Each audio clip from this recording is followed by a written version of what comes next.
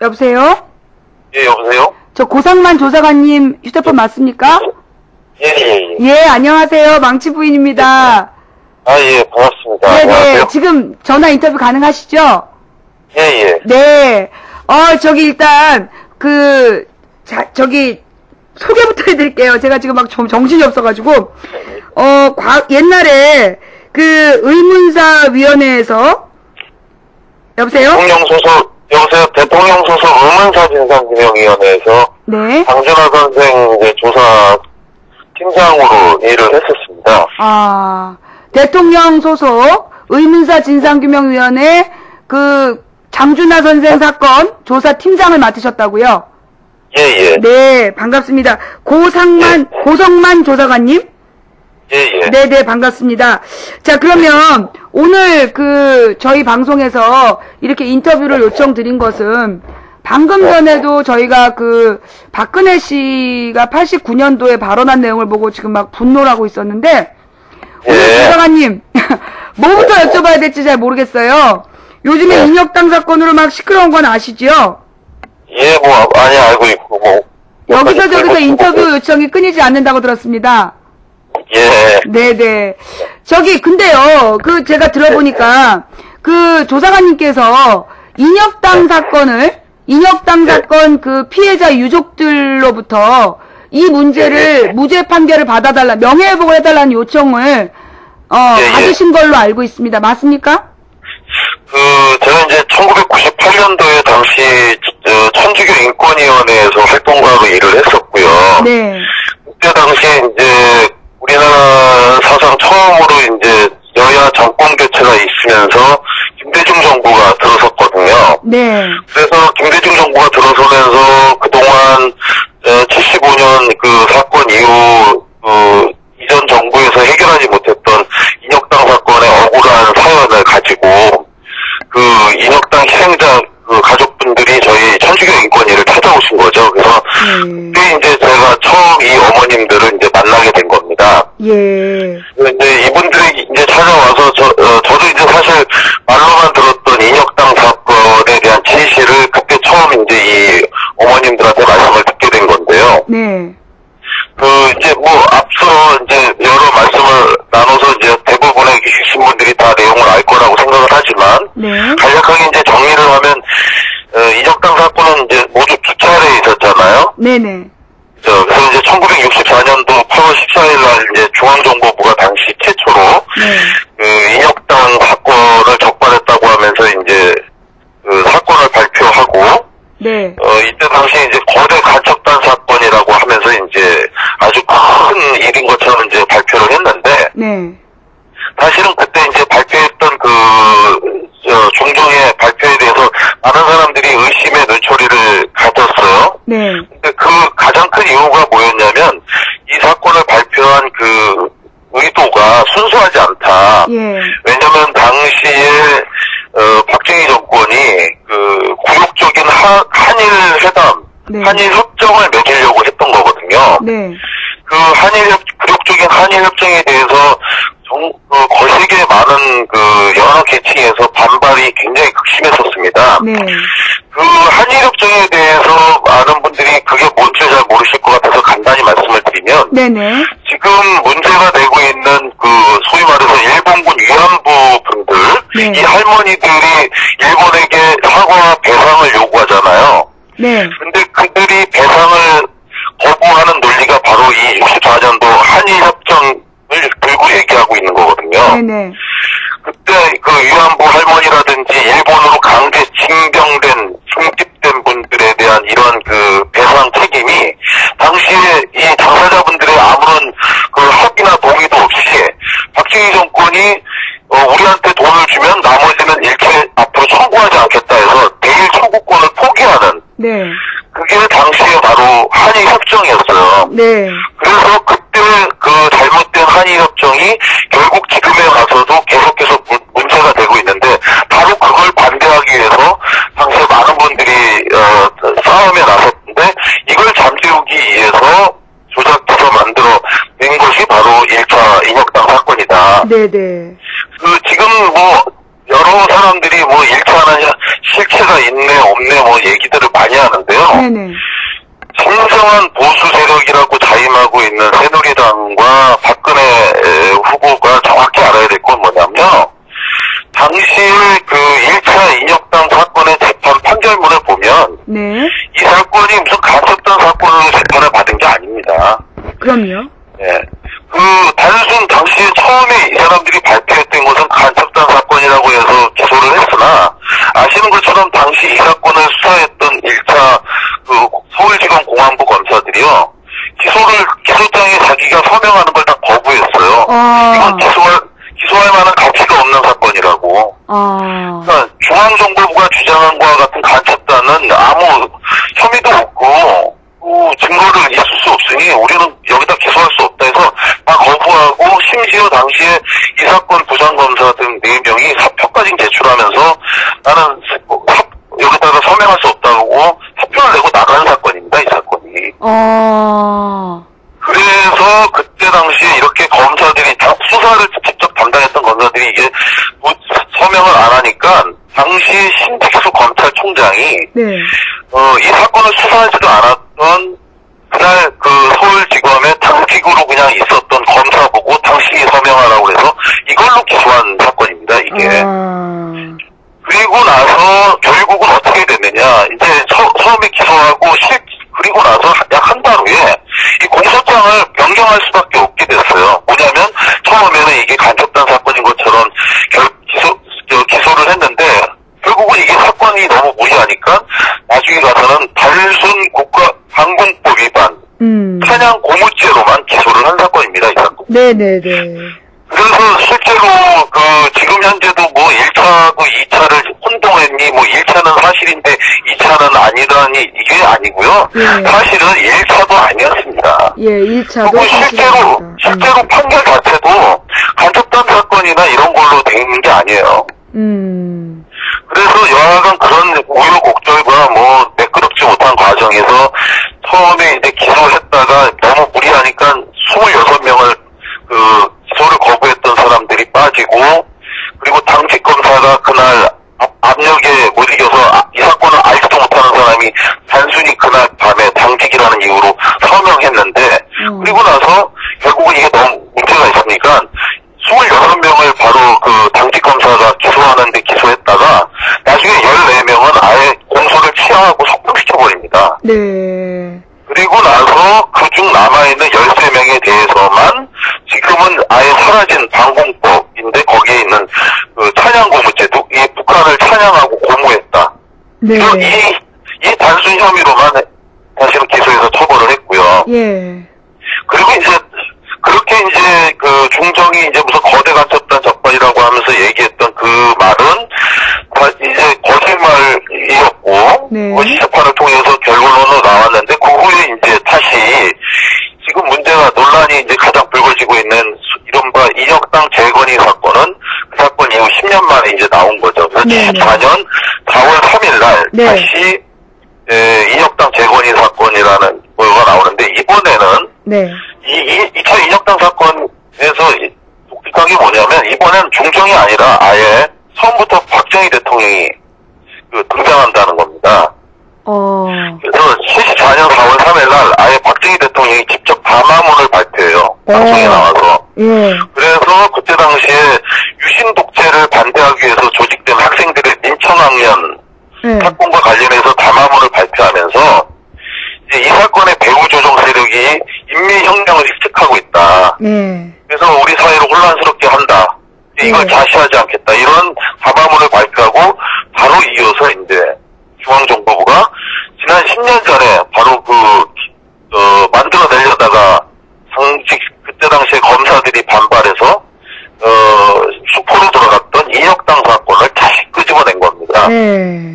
그렇게 해서 이제 인혁당 재건이라고 해갖고 만들어냈는데, 이게 정말 어처구니없는 게 방금 제가 길게 장황하게 말씀드린 것처럼 인혁당이 그때 당시에 없었다고 이미 나온 건데 그걸 다시 재건한다고 하는 것 자체가 말이 안 되는 거거든요. 그렇죠.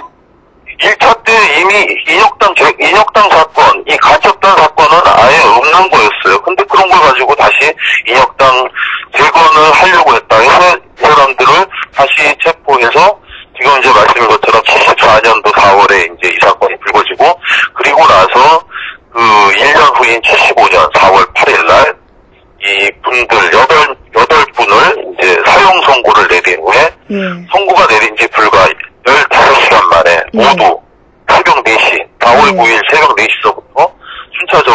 사형을 집행을 했죠. 예. 아니, 그러면. 2차 인혁당 사건입니다. 네. 그러면 그 잡혀 들어가서 1년 동안을 그러면 그 수사를 받은 건가요? 1년, 잡혀 들어가고 나서 1년간, 네. 이제 그 수사와 그리고 재판을 거친 건데요. 얼마나 이게 엄청나게 빠른 속도로 재판이 진행이 된 거죠. 이게 이제 사람을 사형을 시키고 집행유예를 하고 이러는 과정인데, 불과 이제 모든 것이 1년 만에 모든 게 다 종결됐다는 것도 이제 상당히 이제 사실적으로 말이 안 되는 얘기인데요. 근데 이제 여기서 더, 어이가 없는 게 뭐냐면, 이제 그 1년 기간 동안 이제 저를 찾아왔던 아까 말씀드린 것처럼 그 어머님들에게 처음 제가 듣고 너무 놀랬던 게 뭐냐면 그 1년 기간 동안에 가족들은 단 한 번도 그 구속된 분들과 면회를 못했어요. 한 번도 면회를 하지 못했고 수사와 재판 중이기 때문에 면회를 시켜줄 수 없다.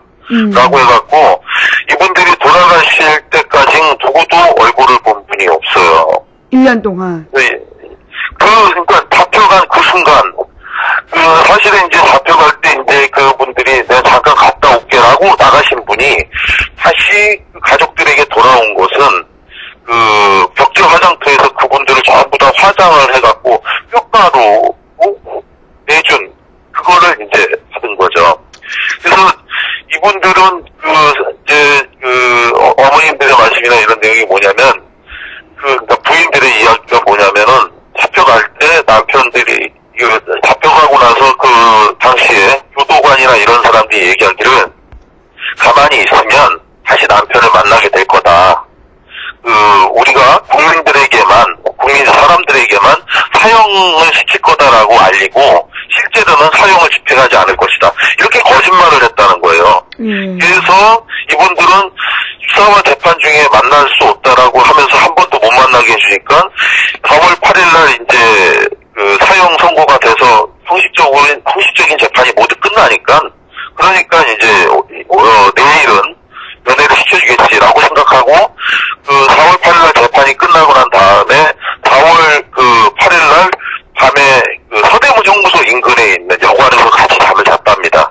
그리고 나서 이제 다음날 새벽부터 이제 가서 남편을 면회해야지 하고 4월 9일날 앞에 갔더니 그 새벽 4시서부터 이미 사형을 집행했고 모두 숨졌다라는 걸 이제 거기서 들었다. 그래서 이제 거기 계신 분들이 그 자리에서 울고 통곡하고 그래가지고 뭐 어떤 어머니는 부인은 이제 같이 남편을 따라 죽겠다고 그 차도로 뛰어들어가서 들어놓기도 하고 뭐 하여간 아비규환의 그런 상황이었다는 거죠. 근데 여기서 더 정말 놀랍고 끔찍한 이야기가 하나 더 있어요. 뭔데요? 그게 뭐냐면 이분들이 이제 4월 8일날 재판을 받았잖아요. 네.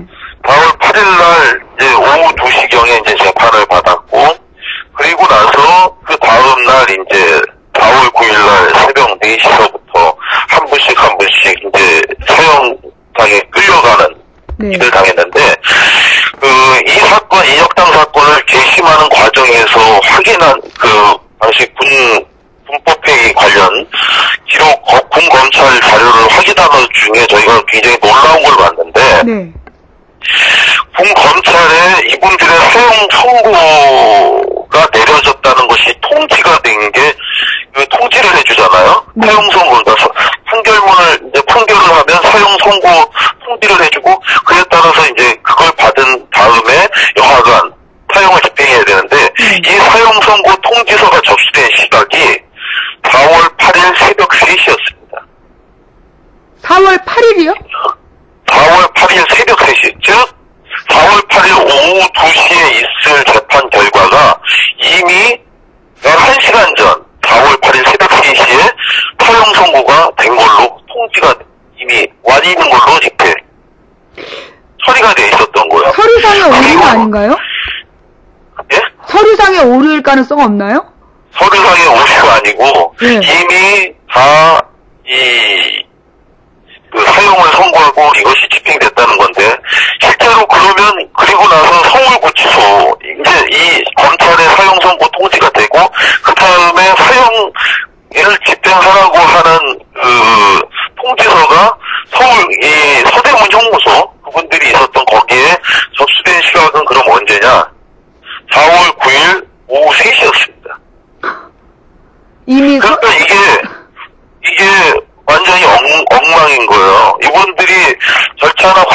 법률을 위배하고 이분들을 이미 죽이기로 다 내부적으로 준비를 다 마친 상태에 진행이 되고 있었다는 거죠. 4월 8일 오후 2시에 재판은 형식적이었던 거고 이미 4월 8일 새벽 3시서부터 사형을 준비했고 사형을 내릴 것으로 다 하여서 이제 군 검찰에 미리 사형 선고를 통지했고 그리고 나서 그 사람들을 여기 4월 9일 새벽 4시에 이분들을 다 죽이고 그리고 나서 다 죽은 다음에서야 그 구치소에는 사형 선고 통지서가 그제서야 접수가 되고 한 거죠. 그러니까 통지도 오기 전에 집행을 한 거고 그리고 선고가 내리기 전에 이미 사형 선고가 통지되고 그리고 더 웃긴 건 뭐냐면요.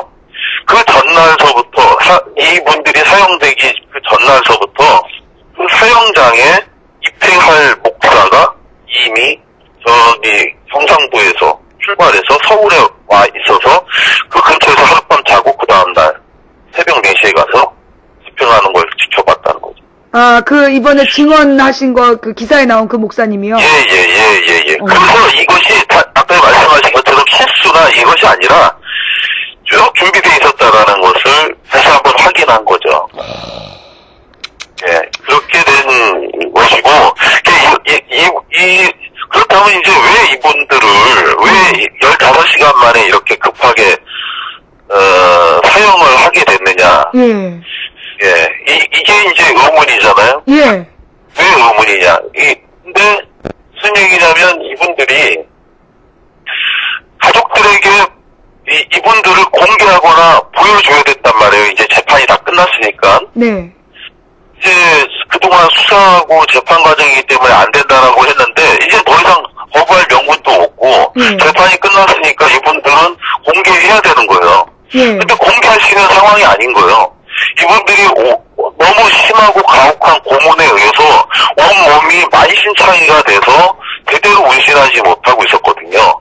장이 빠지고 온몸에 몸이 다 패이고 너무 극심한 상태였기 때문에 만약에 이분들을 그대로 공개할 경우에 그 중정이 이 사건을 조작하기 위해서 했던 모든 가혹행위와 고문 등이 만세상에 다 알려지게 되는 거죠. 그래서 이분들을 하루속히 빨리 죽일 수밖에 없었고 그리고 그 죽인 시체도 그냥 내주면 그 고문의 흔적이 남으니까 가족들의 동의도 없이 전부 다 화상태에서 화장을 하고 뼈로 내준 겁니다. 그러면 이 모든 것이 증거가 드러나지 않기 때문에 그리고 이 사실을 입증하는 것이 바로 그 시인 김지아 씨의 고행 1974에 그대로 드러나죠. 김지아 시인이 그 고행 1974라고 하는 글을 발표를 했는데 당시에 이 사건으로 구속돼 있던 이적당 인사를 이제 만나서 그 사람하고 대화를 나눈 거를 쓴 게 이제 고행 1974라는 글인데요. 거기서 보면 그 김시현 씨에게 그 인혁당 관계자가 저기 바로 옆방에 있는 감옥에 있던 사이인데 통방을 하면서 얘기를 하니까 저는 인혁당 구속자 하재환이라고 얘기를 하고 그래서 저도 말씀드렸는데 인혁당 사건 진짜입니까 했더니 가짜입니다. 너무 억울합니다. 그래가지고 그 건강은 어떠십니까 했더니 온몸에 장이 다 빠지고 너무너무 고통스럽고 괴롭다. 그래서 이제 그걸 김지아 시인이 석방돼서 나와갖고 그걸 동아일보에다가 글을 써서 기고를 하죠. 그래서 그렇게 기고를 해서 인혁당 사건이 조작되고 고문과 가혹행위로 이런 일이 벌어지고 있다는 게 세상에 알려지니까 당시 중앙정보부는 이 사실을 폭로한 김지아 시인을 다시 감옥에 가두게 되죠. 이만큼 이제 이 사건이 진실이 고문과 가혹행위로 조작됐다라고 하는 건 여러 가지 사례를 통해서도 확인되고 있습니다. 그래요. 그 가족들이 맨 처음에 그 천주교 인권위원회에 찾아와서 이야기를 하실 때 상태는 어땠나요? 98년이면 무려 한 24년 후인데 그 정도면 꽤 시간이 지나서 좀 아픔을 잊을 만할 때가 아니었을까요? 24년간 이분들이 세상에 크게 목 놓아 울어보지도 못하고 살아온 분들이라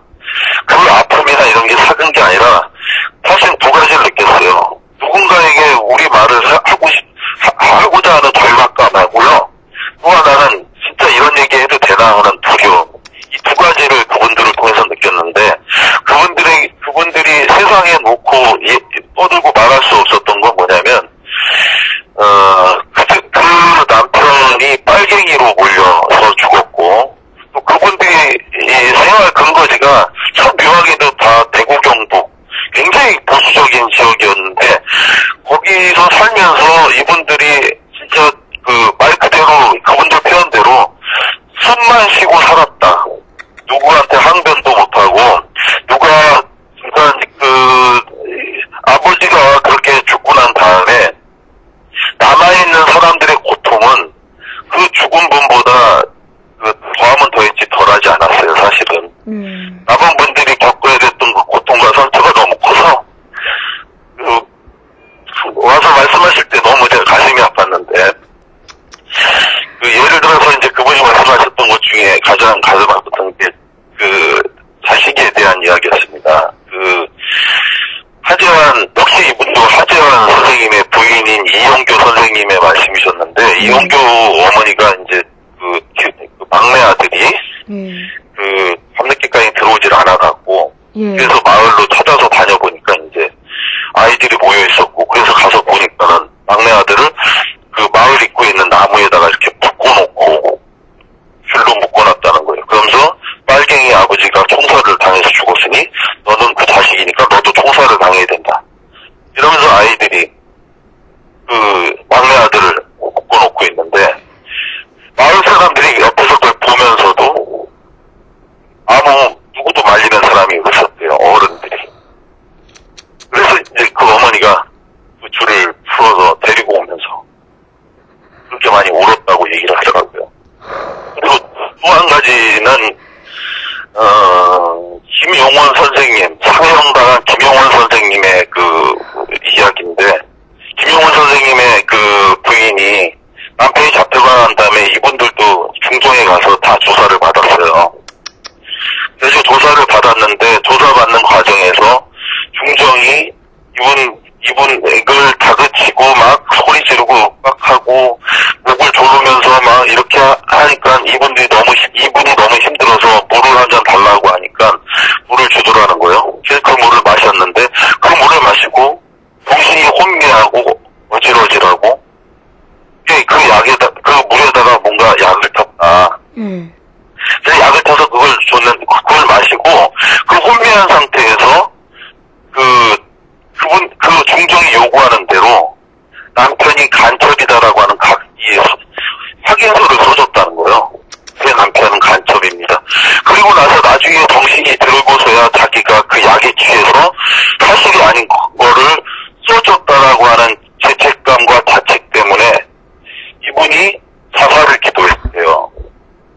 그래서 쥐약을 갖고 와서 당시 아이가 3명 있었는데 아이들을 먼저 먹이고 그리고 자기가 먹고 같이 죽으려고 했는데 이걸 그 딸이 죽는다는 거를 느꼈다는 거예요. 그래서 그 딸이 엄마 저는 죽고 싶잖아요 하면서 울었고 근데 마침 그거를 그 친정 어머니가 들어와서 그 장면을 보고 말렸다는 거죠. 말리고 이러면 어떡하냐 살자 하고 했는데 정작 그 친정 어머니는 한 달 후에 그 충격으로 돌아가시는 저는 이제 그런 아픔이 있는 이런 사건입니다. 네. 이런 사건을 가지고 2번, 3번 또 박근혜 후보가 죽이는 이런 발언을 하고 있는 겁니다, 이게. 너무 이 내용을 그분이 이 박근혜 후보가 몰라서 지금 저러는 거라면 조금만 사람들에게 이야기를 들어보고 알아보면 이게 얼마나 터무니없는 사건인지 누구나 다 알 수 있는 얘기예요. 그분들이 제가 아까 말씀드렸잖아요. 세상에 크게 물어보지도 못하고 외쳐보지도 못한 거 자기 막내 아들을 묶어놓고 그렇게 하는 사람들과 아이들한테 야단 한 번 못 치고 군소리 한마디 못하고 데리고 오면서 느꼈던 그 고통과 상처 그런데 그 얘기를 와서 얘기하고 싶었다고 했죠. 그러면서 동시에 두려움을 갖고 있었다고 했죠. 그 두려움이 바로 지금 이겁니다. 다시 이들을 죽이는 발언, 그들의 존재를 다시 무효화하는 이런 발언들이 바로 그 어머니들이, 그 부인들이 그때 당시에 느꼈던 두려움인데, 그래서 이제 이분들이 저희한테 찾아와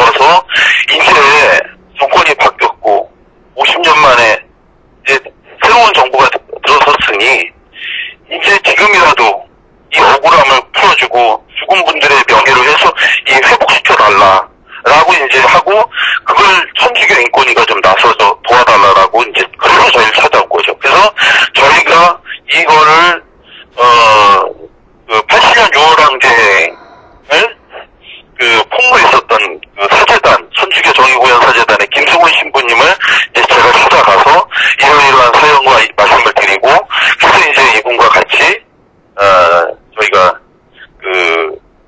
인혁당 사건, 희생자, 명예회복 및, 진실 규명을 위한 대책위원회를 이제 구성을 했고, 그리고 나서 이제 그러한 노력을 통해서 2002년 12월 달에 이제 대통령 소속 의문사 진상규명위원회에서 이 사건을 조사를 해요. 예.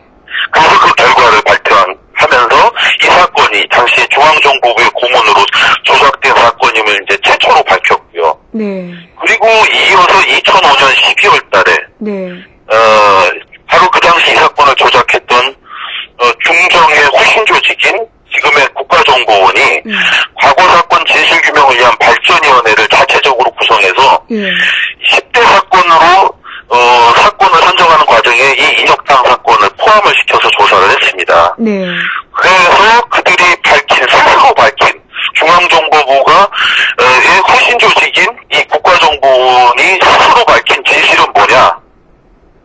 그들이 밝힌 진실을 그대로 제가 말씀드려보면 유신체제에 대한 학생들의 거센 저항에 직면한 당시 박정희 정권이 이들 학생 시위의 배후에, 그러니까 민청학년 조직의 배후에 공산주의자들이 있다는 인상을 심어주고자 조작한 국가형벌권의 남용이라고 얘기했습니다. 그래서 이처럼 조작한 이유는 당시 권력의 정당성이 없는 박정희 유신 독재 정권이 권력 유지를 위해 필요한 공포 분위기를 조성하기 위한 것, 이렇게 공식적으로 결론을 냈고, 이러한 결론에 따라 재심을 권고하니까 2007년 1월 23일 날 마침내 서울중앙지법에서 이 사건에 대해서 이렇게 얘기합니다. 예. 피고, 그때 당시에 사형당한 8분의 이름을 쭉 불러요. 하재환, 도혜정, 예? 피고, 하재환, 도혜정, 서도원, 예? 예. 이수. 쭉, 여정남. 이 8분의 이름을 다 부르고, 에 대한 판결을 선고합니다. 원심을 파기합니다. 피고, 강, 무죄. 이렇게 해서, 과거, 유신 시대에 정치된 민주주의잖아요. 그 유신 헌법은 그거는 법이 아니라고 얘기했어요. 헌법 분립이 정지된 복제기관의 그 체제 하에서 만들어진 대법원에 의한 판결문을 취소하고 2007년에 그것이 잘못됐다고 하는 걸 확정해서 무죄로 바로잡은 겁니다. 여기서 정말 중요한 문제가 있어요. 아까 이제 제가 다시 한번 말씀드렸지만 보수 세력이라고 하는 건 기존의 질서, 법, 재판 결과 이거를 존중하는 게 진짜 보수입니다. 근데 이렇게 확인된 재판 결과, 법률에 의한 재판 결과를 부정하는 발언을 하면요, 그건 보수 세력이 아니에요. 그렇죠. 그런데 이거를 부인하고 있는 거예요. 부정하고 있는 거예요. 이거는 인륜이니 무슨 부도덕이니 뭐 그런 무형의 존재가 아니라 법치주의, 자유민주주의라고 얘기하는 그들이 말하는 그 온전한 가치인데 이 온전한 가치를 스스로 지금 부정한 겁니다. 그런데 여러 가지 엉뚱한 논리와 무슨 1차가 섞였고 2차는 맞고 틀리고 이런 게 아니에요. 다 잘못된 겁니다. 그래서 이거는 본인이 반성해야 될 얘기다. 이렇게 저는 생각합니다. 네, 아유. 이 인혁당 이야기 이렇게 좀 들어봤고요. 그러면 그 장준하 선생님 사건이 요 인혁당 이 피해자 8분이 살해당하고 나서 얼마쯤 후에 벌어진 일인가요?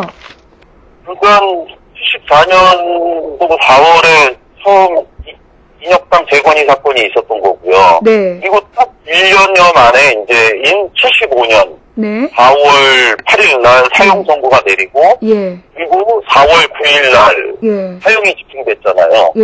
그리고 나서 장준하 선생님이 돌아가신 건 그로부터 넉 달 후인 75년 8월 17일입니다. 75년 8월 17일, 그러니까 8월 17일. 인혁당 희생자분들이 사형되고 난 다음에 불과 넉 달여 만에 이제 장준하 선생님 돌아가신 거고, 네. 실제로 장준하 선생님이 인혁당 그 구속자들에 대한 이것이 억울하다고 하는 분노를 많이 그 당시에 많이 표출했고, 그리고 인혁당 분들이 사형당한 것에 대해서 매우 분개하셨어요. 아. 이러한 야만적인 박정희 정권 더 이상 용납할 수가 없다. 그래서 이분이 자기 목숨을 걸고 싸우려고 했던 그 이유 중에 하나는 바로 이 인혁당 분들에 대한 이 사형 집행, 이거에 대해서도 이분이 내 목숨을 걸고 이제 박정희 정권과 일전을 벌이겠다라고 결심하고 이렇게 준비했던 것이 사실은 서로 연관성이 있는 사건입니다. 아, 그렇군요. 그러면 우리 그 장준하 선생님 이야기를 좀 자세히 그 조사하는 과정에서 그 현재 우리가 알고 있는 거하고 좀 다른 내용이 있다는 말씀을 하셨는데 그게 어떤 내용이죠? 일단 장준하 선생 사건에 대해서는 이 방송을 듣는 분이면 뭐 많이 아실 거라고 생각이 되는데, 일단 간략하게 사건 개요만 좀 정리해서 말씀을 드리면 1975년 8월 17일은 일요일이었습니다. 그다음에 이제 장준하 선생님은 당시 자신의 그 67년도 국회의원 선거에 동대문 일부 국회의원 선거에 출마해서 본인이 이제 국회의원으로 당선이 되고 했는데, 그때 당시서부터 자기와 자기 선거를 도와줬던 분들과 함께 산악회를 했었어요. 네.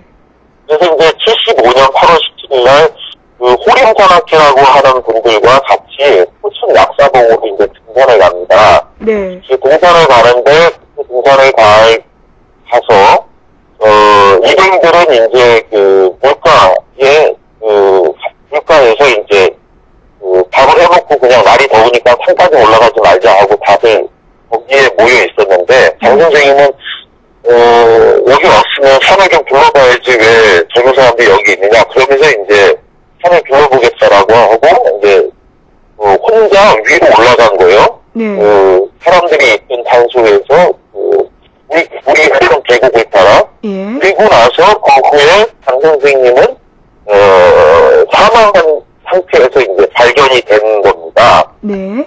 근데 이렇게 사망을 했을 때 장 선생님이 어떻게 사망하게 됐는지에 대해서 그 상황을 목격한 분이 있다고 하면서 김용환이라는 분이 당시 이제 자기가 장준하 선생을 따라서 산으로 쫓아 올라가다가 만났는데 만나서 같이 산행을 하던 중에 장 선생님이 실족 추락사해서 떨어져서 숨져 있는 거를 봤다, 이렇게 이제 주장을 해요. 지금까지 37년간, 75년부터 지금까지 37년이 됐는데요. 지금까지 장준하 선생님에 대해서 공식적으로 실족 추락사라고 알려져 있는 이유는 바로 처음부터 끝까지 전부 다 바로 이 김용환 씨, 이 상황을 목격했던 김용환 씨의 주장에 의해서 장준하 선생님이 이제 실족 추락사한 걸로 정리가 됐는데, 조사 내용이 굉장히 방대하기 때문에 여기서 간단하게 핵심만 말씀을 좀 드릴게요. 저는 이제 2003년부터 2004년도까지 약 1년 정도 대통령 소속 우문과 진상규명위원회에서 장준하 선생의 조사팀장으로 근무하면서 김용환 씨를 모두 15번 정도 조사를 했습니다. 그리고 그분을 포함해서 약 140여 명 정도에 이르는 사건 관련자들을 만나서 조사를 했고요. 그분들을 통해서 조사한 결론을 말씀을 드리면, 제가 김용환 씨 목격자를 자처하는 김용환 씨에게 확인하고 싶었던 건 모두 3가지였어요. 첫째 한 가지는 75년 8월 17일 날 무엇을 봤느냐, 당신이 그날 본 것이 무엇이다, 이게 첫 번째 그분에게 제가 확인하고 싶었던 거였고, 두 번째는 그걸 본 후에 당신은 무엇을 했느냐, 그것이 두 번째 제가 그분한테 알고 싶었던 사실이었고, 세 번째는 그 사이에 당신은 누구를 만났느냐, 이게 이제 제가 그분한테 알고 싶었던 거예요. 첫 번째로 그분이 당시 본 것이 무엇이냐에 대한 건데요. 예. 그분은 지금까지 장준하 선생이 함께 등산을 하고 내려오던 중에 장준하 선생님이 실적 추락사했다라고 말을 했지만 그분이 실적 추락사하는 장면 당시에 뭘 봤냐라고 하는 것에 대해서 하나도 일관된 설명을 한 적이 없어요.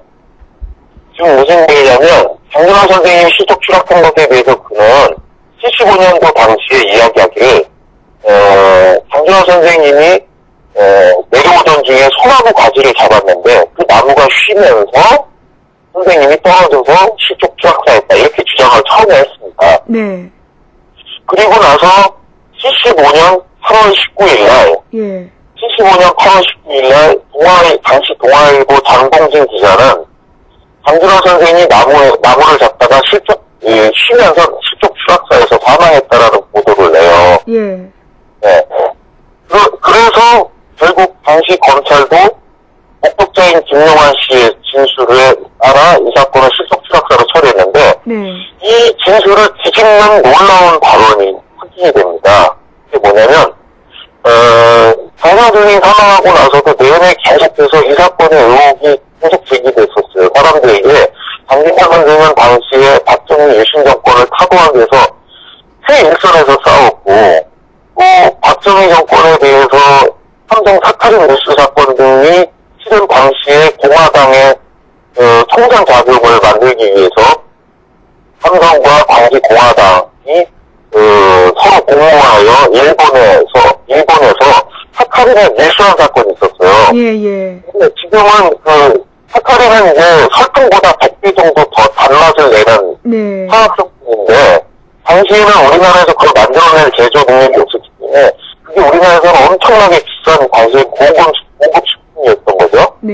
그러니까 이거를 몰래 갖고 들어와서 기계 장비를 갖고 온다고 속이고 실은 사카린을 밀수했는데 네. 이 사카린이 기계가 아니라 사카린을 밀수했고 이것이 사실은 공화당 당시 정부의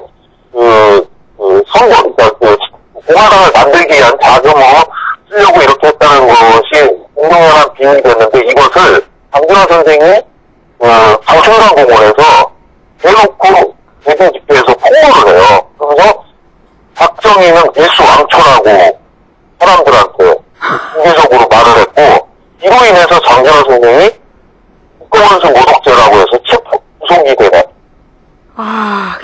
삼성 사카린 사건하고 이게 연결되어 있는 거군요. 그렇죠. 다 연결이 되어 있습니다. 그래서 당시에 삼성 사카린 밀수 사건에 장준하 선생이 박정희는 밀수 왕초 하고 이제 내려오고 바로 그러니까 이제 지금 없어진 국가원수 모독죄라고 해서 잡아가고 이런 그것뿐만 아니라 아까 말씀드린 인혁당 사건에 대해서 이렇게 야만적인 죽음을 하니까 이 정권을 끝내야 되겠다 하고 이런 유신헌법 철폐를 위한 100만인 선언운동을 준비하던 중에 이거 이제 돌아가시는 건데 네. 그러니까 이런 분이 그 시기에 그렇게 돌아가셨다고 이제 다들 의심스럽잖아요. 네. 그 의심이 풀리지 않은 상태니까 논란이 있던 상황에 80년 6월 항쟁이 벌어지고 이에 따라서 그 88년도 4월 총선에서 여소야대가 최초로 만들어져요. 네. 여소야대 정국이 최초로 만들어지니까 그때 당시에 처음으로 국정감사가 부활을 했어요. 네. 그리고 대정부질의가 생긴 거예요. 그 전에 전두환 정권까지는 국정감사나 대정부질의가 전혀 없었어요. 예. 그러다가 그 88년도에 처음 국정감사가 80년 6월 항쟁의 덕분으로 다시 부활했을 때 국민민주당에 있었던 조마루 국회의원이 당시 국무총리에게 질문을 합니다. 장준하 선생의 죽음에 대한 많은 의혹이 있는데 이 사건에 대해서 재조사할 의향이 없는지에 대해서 물었고 예. 그러니까 당시 88년도에 고표 정권이 경기 도경에다 이 사건에 대한 재수사를 요구했고 그러니까 경기 도경은 포천경찰서 당시 사고가 났던 낙사동의 관할 경찰서인 포천경찰서에 이 사건 재조사를 지시했어요. 네. 그래서 당시에 포천경찰서에 있는 한의권이라고 하는 경찰관이 그 김용환 씨를 만나러 갑니다. 예. 그래서 만나서 이 사람을 식당에서 한번 조사를 해요. 네. 그 재조사는 사실 이게 다였어요. 그러니까 지금 행안부로 보낸 그 조사도 이게 얼마나 엉터리인지를 다 짐작할 수 있는 것 같아요. 아니, 그러니까 재조사 하라고 여보세요? 그러니까 예, 예. 그 당시 당시에 88년도 재조사 명령을 내렸더니 포천경찰서의 경찰 당시 수사관을 한 번 만난 게 식당에서 만난 게 끝이다. 그게 끝이었고요. 사실 재조사는 아무것도 안 하고 그렇게 이제 재조사를 지시하니까 88년도에 그 한의권이랑 경찰관이 당시에 이제 김용환 씨가 살던 주소지 근처에 있는 식당에서 만나서 10장짜리 정도 분량의 진술조서를 한 장 받는 걸로 이 사건이 끝나는데, 그 진술조서는 기존에 우한이 주장했던 것처럼 장준호 선생이 추락해서 실족했고 사망했다. 내가 봤다. 그러니까 장준호 선생은 실족 추락사로 사망한 것이 확실하다. 그리고 끝내버린 거예요.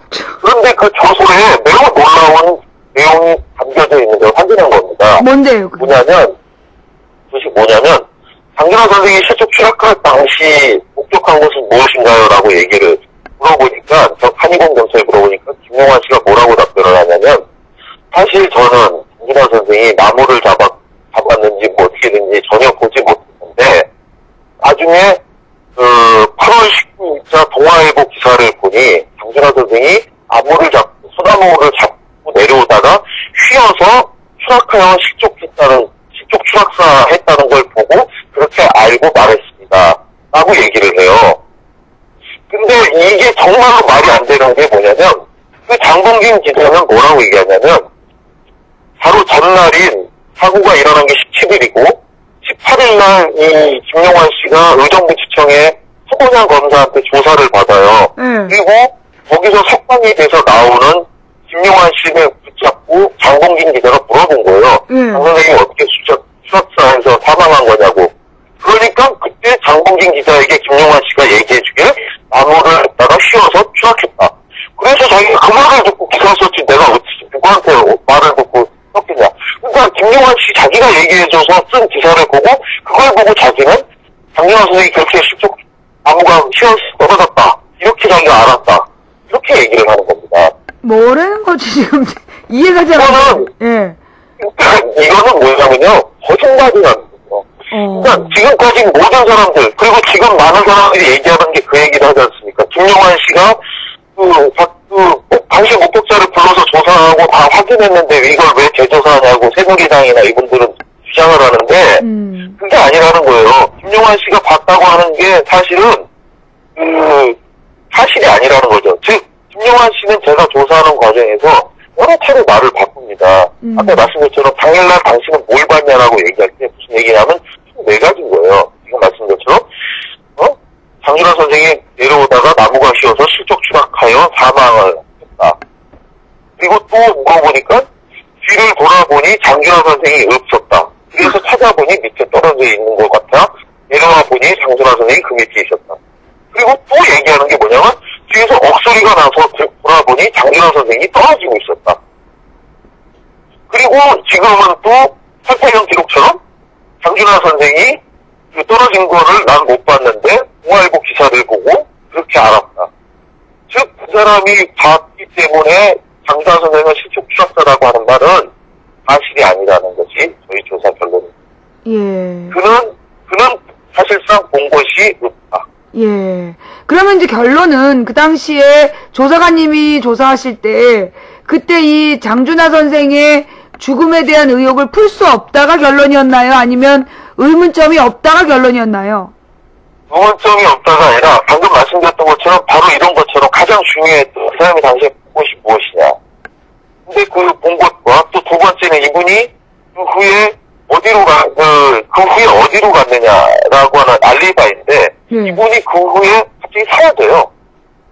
언제 사람들이 그 장준호 선생이 사망하고 나서 사망하고 난 후에 사람들이 김용환 씨가 어디 갔는지 갑자기 사라졌다는 거예요. 예. 그래서 다 어디 갔나 찾았는데 김용환 씨는 얘기하기를 자기는 장 선생님이 사망하고 난 다음에 우림산악회 회장이라는 사람이 자기 보고 목격자니까 파출소에 가 있으라라고 해서 그 말을 듣고 자기 내려갔다라고 말을 해요. 예. 그런데 당시에 자기한테 그렇게 말을 했다고 하는 사람들에게 확인을 해보니까 우리는 오히려 그 사람이 어디 갔는지 찾았다. 무슨 소리냐.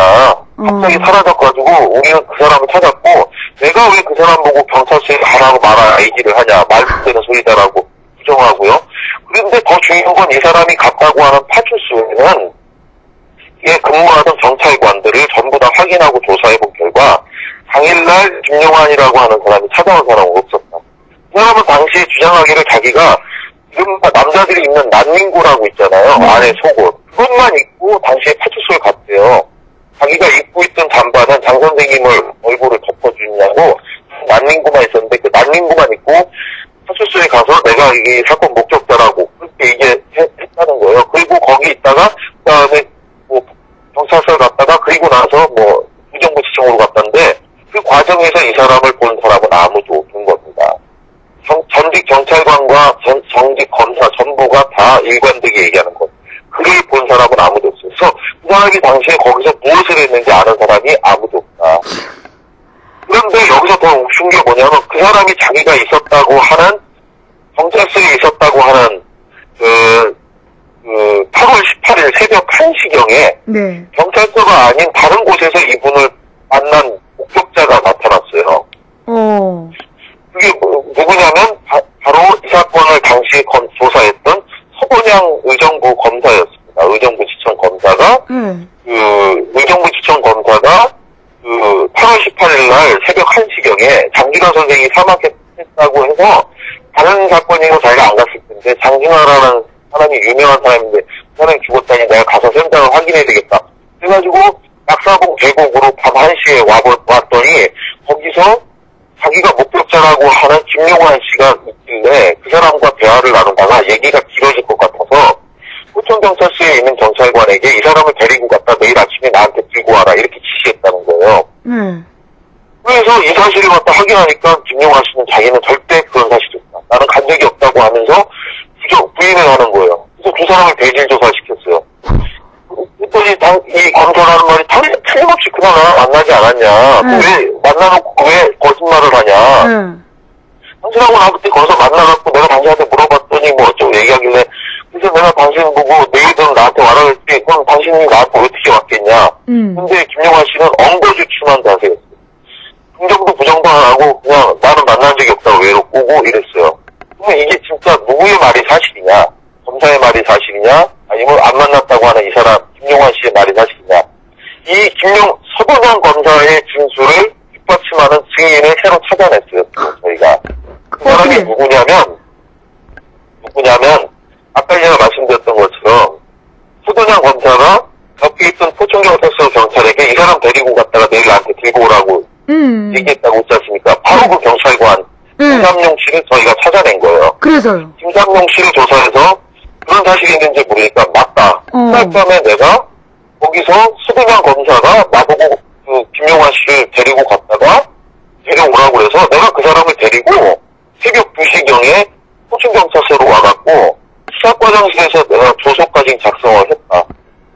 그리고 다음날 내가 의정부청 들고 갔다.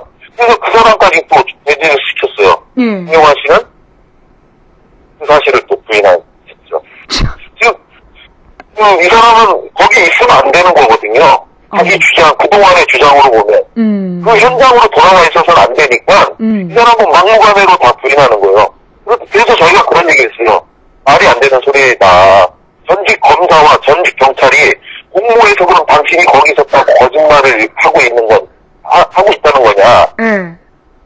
말이 안 되는 거지 않냐. 이런 얘기를 했는데 끝내 그 사람이 말씀드렸던 것처럼 정확하게 보면 이 사람이 약 오후 3시에서 4시 사이에 사라졌고 그리고 새벽 1시까지 서준영 검사와 김삼용 경찰관을 사건 현장에서 다시 만날 때까지의 알리바이가 없는 거예요.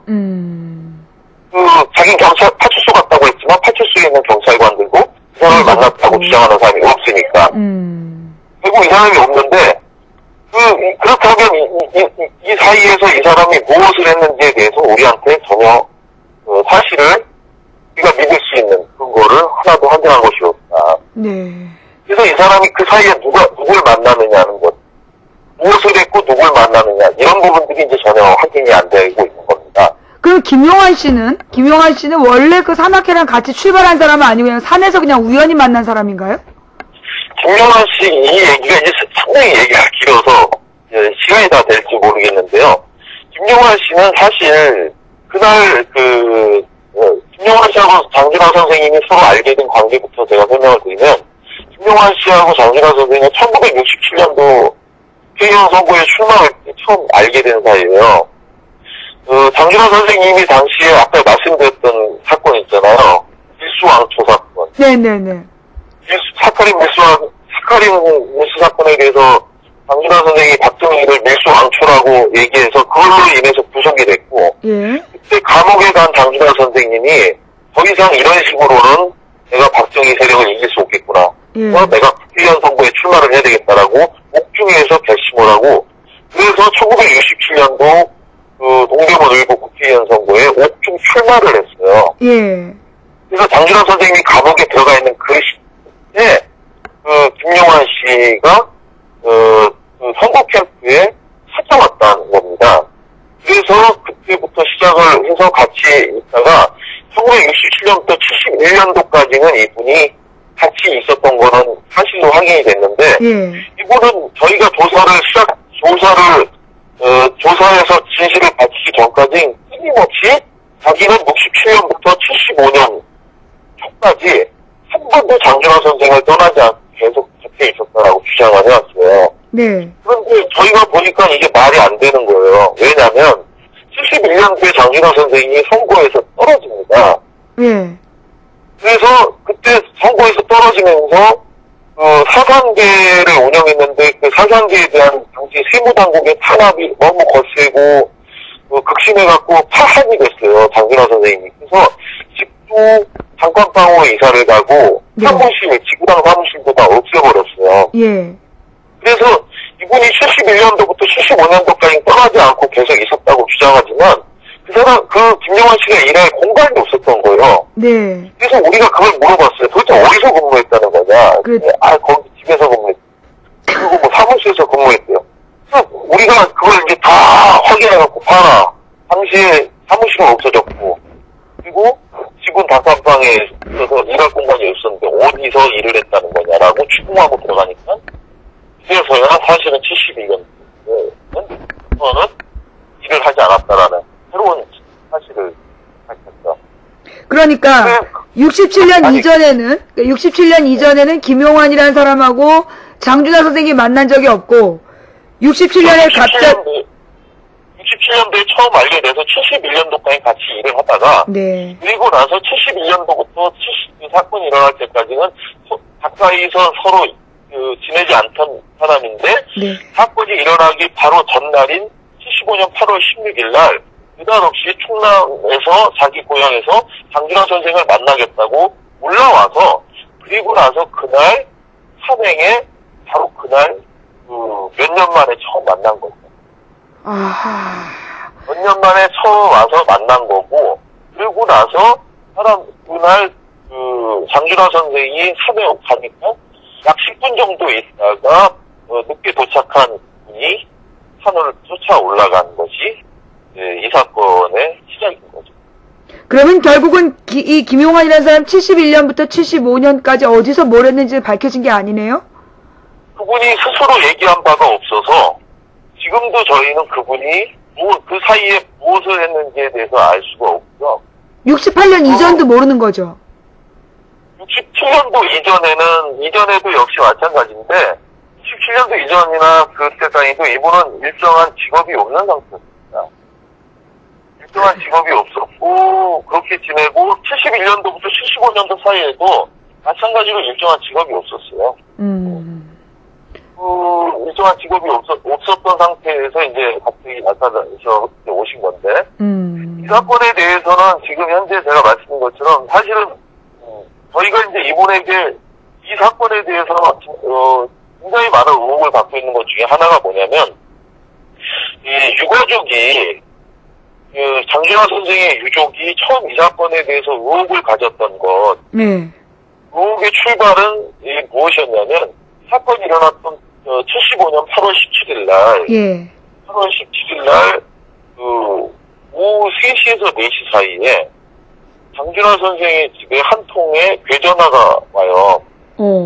자신의 신분을 밝히지 않은 자신의 신분을 밝히지 않은 그 어떤 남자가 장준하 선생의 집에 전화를 해서 네. 지금 장 선생이 포천 약사동에서 매우 크게 다쳤으니 예.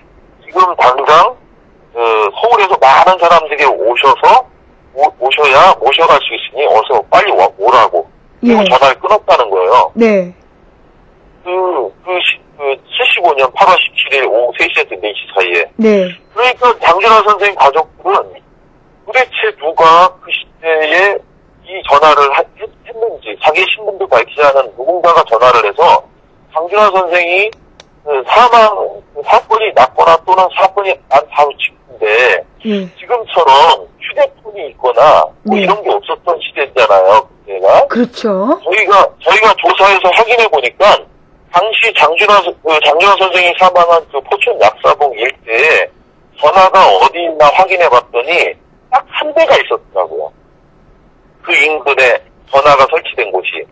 그게 어디였냐면 그 약사봉 그 약사령 그 마을의 이장집이었습니다. 예. 이장집 한 군데만 그가 이장집이니까 행정전화를 한 대를 놔준 거예요. 예. 그래서 저희가 그 이장을 당시 2004년도에 찾아가서 만났어요. 예. 그래서 혹시 장준하 선생이 사망한 사실을 아냐니까 알고 있다고. 예. 그날 그 기억이 난다고. 거기도 그래서 뭐 사람들 왔다 갔다 하고 거기가 평상시에 사람이 오고 가지 않은 곳인데 왜 거기로 왔다가 사고가 났을까 하고 의아하게 생각했던 기억이 난다. 혹시 그날 누가 찾아와서 전화를 쓰라고 빌린 사람이 있습니까 했더니 그분이 하시는 말씀이 아주 명쾌했어요. 뭐냐면 자기는 이 전화를 그날은 물론이고 지금까지 단 누구한테도 단 한 번도 빌려준 적이 없다. 전화를 쓰게 한 적이 없다. 왜냐하면 이거는 국가가 나에게 준 게 아니라 이장인 나에게 이거를 놔준 거기 때문에 내 전화도 아니라서 그래서 내가 누구한테 빌려줄 이도 없고 빌려줄 수도 없는 거다. 즉 누구한테도 전화 빌려준 적이 없다는 거예요. 그런데 바로 그날 그 인근 민가에는 전화가 없는 상황에서 전화가 온 거예요. 전화를 할 수 없는 조건에서 전화가 왔고 이것 때문에 유족도 마찬가지로 도대체 누가 사고가 난 다니던 직후든 누가 전화를 했을까 싶었고 저희 역시도 그게 가장 궁금했던 거예요. 왜냐하면 이 사건의 열쇠를 그가 갖고 있을 거라고 당연히 예상되기 때문에. 아니 그러니까 그러면요 선생님 조사관님 네. 그러면 이 일요일 날 장준하 선생님의 추락 시점은 언제라고 밝혀진 건가요? 지금 저희가 확인하고 있는 것은 선생이 추락한 건 1시로 저희가 파악하고 있습니다. 1시에 추락한 걸로 파악을 하고 있고 네. 3시부터 1시에 추락을 했고 네. 그리고 나서 장준하 선생에 대해서 사람들이 몰려가갖고 인공호흡하고 뭐하고 뭐 뒤지고 어떻게 이렇게 하다가 그분을 그 계곡에서 밑으로 내려서 그 검안바위라고 바위 널쩍한 데다가 옮겨놓은 시각이 약 3시 2시에서 3시 사이경으로 저희가 예. 추정을 하고 있는데 예. 근데 전화가 이제 3시에서 4시 사이에 이제 전화가 왔다는 거죠. 예. 그리고 나서 이제 옮겨놓은 이제 김용환 씨는 사람들이 어디 갔는지 막 찾았다는 거잖아요. 네. 그런데 여기서 정말 제가 충격적으로 놀라웠던 게 뭐였냐면 그래서 그 전화한 사람이 도대체 누군가를 찾기 위해서 그 중앙정보부 그러니까 국가정보원으로부터 저희가 삭제받은 문서를 다시 한번 3번, 4번씩 꼼꼼하게 뒤지고 찾고 하는 과정에 네. 사건이 일어난 75년 8월 17일 날 단 한 장의 문서가 있다는 거를 저희가 확인했어요. 다른 문서는 하나도 없고 그 한 장의 문서가 있는데 그 한 장의 문서에 써있는 내용이 뭐라고 되어 있느냐면 그 계전화를 한 사람의 이름이 써있었어요. 그가 바로 김용환이었습니다. 김용환 씨가 바로 그 계전화를 자기의 신분을 밝히지 않고 전화한 사람이 바로 중앙정보부 75년 8월 17일 밤 9시에 중앙정보부 판단기획국이 작성한 중요상황 보고라고 하는 문서에 동일행인 김용환 가로 열고 공대문구 이문동 거주로부터 연락을 받은 유족이 현장에 도착하여 임장준 이렇게 써있었습니다.